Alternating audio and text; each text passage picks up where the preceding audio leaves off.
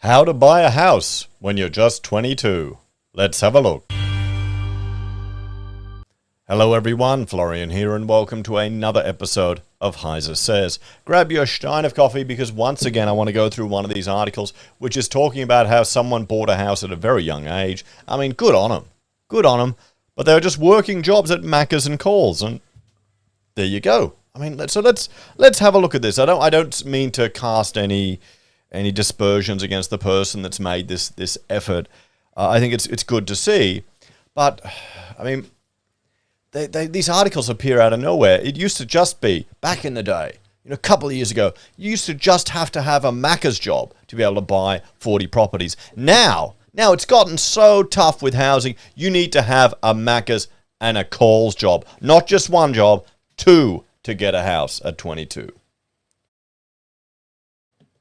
And I think I wrote how to buy two houses on here.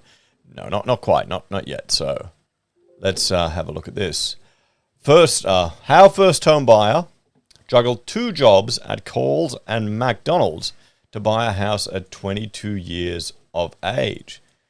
Now let's hope, I want to bring this story to your attention because there's another one from the ABC where you've got a 22-year-old or around a similar age bitching and moaning that they can't afford their mortgage.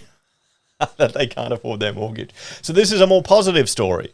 That they worked their ass off. That's what it is. Okay, no life, worked their ass off, probably lived at home. We'll see if I'm right. So, moving from state to state is just one of the realities of being an army wife. And while Fiona Thomas does not begrudge her husband Paul's career, she has some remorse. Hailing from Victoria but now based in Queensland due to Paul's redeployment, her three children missed out on a close relationship with their grandfather in Melbourne. Yeah, I mean, that's sad for people. I mean, now I barely had a relationship with my grandparents because, well, they're over in Germany and Austria, so I never got to see them. And my children seeing the relationship they have with my parents, it's fantastic. They love it. And you get to just dump the kids on them and run away. Okay, occasionally my mother will only take so many for a sleepover. Now she won't take all 6. Just crazy, unbelievable, huh? She's being unrealistic. So anyway, my dad has cancer, and I'm sad that my kids don't have the same bond with my parents as my sister's kids. My kids hardly know them, she said. On a whim, I said, when I have grandchildren, I want to be close to them. Yep. When her eldest daughter, Jhiara, 26, while her eldest daughter is an elite trampolinist, training in New Zealand. Wow, okay, that's something I never thought about. Oh, good on him. With the view to returning home at some point, her second daughter, Rakia, 24, is married and happily settled in rural Queensland. Okay, so this is how she could afford her property. A little bit more smarter to move out a bit further and save a bit of money. There you go. So Fiona decided to put down roots in the Sunshine State, forsaking the Melbourne family home. And while her husband was on active duty and uncontactable, Fiona bought a building block in a Pebble Creek estate located between Brisbane and the Gold Coast. Okay, I don't know. I mean, I drive between Brisbane and the Gold Coast all the time. I wouldn't call any of that rural. I guess it is. It is rural. I mean, rural as in you can have acreage, you can have nice land, you can be, a good hour away from any modern conveniences you want. So there's rural, and then there's rural, which I think they're doing the smart thing. We always had our hearts set on moving back to Melbourne to retire in a house we previously purchased and owned for a number of years, said Fiona.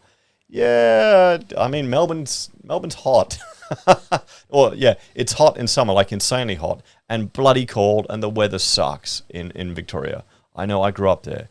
That's why a lot of people come to Queensland to retire, because it's beautiful here, except for the insane amount of rain. That's when I stumbled across Pebble Creek. I put a deposit down. My husband came home 3 weeks later. I said, by the way, I bought a block. I found the house I want to put on it. About a week after that, he said, well, are you going to take me to see it? I guess that's the relationship they have. If you're an army wife, you want to have, the thing is, you want a good wife that sticks with you when she's making these decisions, not one that just runs off and takes all your money. I mean, they have to train some of the young lads to watch out for that. So Our block leads straight to the dog park, and he's the biggest dog lover. He stood there for a moment and said, I really like this. It reminds me of being in the country. While Pebble Creek is over an hour's drive to Paul's work in Brisbane, he will retire from the army after 40 years of service in 3 years' time. Yeah, that's not that much, honestly. Over an hour's commute, yeah. But if you're getting a bit of breathing room down there, it should be okay. You know, you can make it do for a couple of years. So, my sister did it at 24 with her partner. Do we miss some stuff? I guess we did, anyway. But I'm doing this on my own. So, Jhiara works full-time at McDonald's and part-time at Coles, putting in around 55 hours a week, and has a clear vision of the single-story home she wants to build when her land is registered later this year. So she bought land next to her mother. So it's going to be like Everyone Loves Raymond. I thought about building a 2-story house, but I have to think about my finances. I may be able to upgrade later down the track. So she's being sensible. She's working 55 hours a week. I mean, that's a lot of time to work. But at least at Macca's and Coles, you could hopefully go on autopilot sometimes. It's going to be a different type of stress. I mean, retail, the stress is dealing with the arsehole customers, isn't it? I did a stint at Woolies back in high school and university for a period. And I remember like working late and thinking, I want to go and study. I don't want to do this forever. But I can understand why people wanted to, now a bit older, I can understand why people would go back to a job like that that's stress-free. So, either way, not many people can say they built their own home at 22 years old. Fiona's home is already ready, and Jhiara's building block will be certified in December. Fiona's dad, Jeffrey, is in his 80s with failing health, but he has been monumental in helping facilitate the build of Fiona and Paul's Hallmark Homes single-story design. Due to be completed by the end of the month, Jeffrey, who is a trained glazier and worked in construction sites his whole career, has been calling the shots via his home in Melbourne. We did everything through the guidance of my dad. So they've got someone in the family that has an understanding of construction, which is good. He would check out the suppliers and talk to me about colours. My dad is 81 years old and very direct.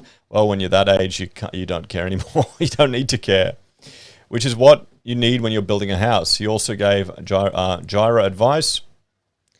He came up last weekend and said it's coming together nicely.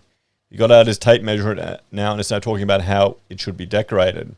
When Dad dies, we have a little bit of him in the house, and that's important to me. So, I mean, there you go, guys. Let's have a talk about this. So there's the secret to getting a house at 22 years old. Working 55 hours a week while you're at home.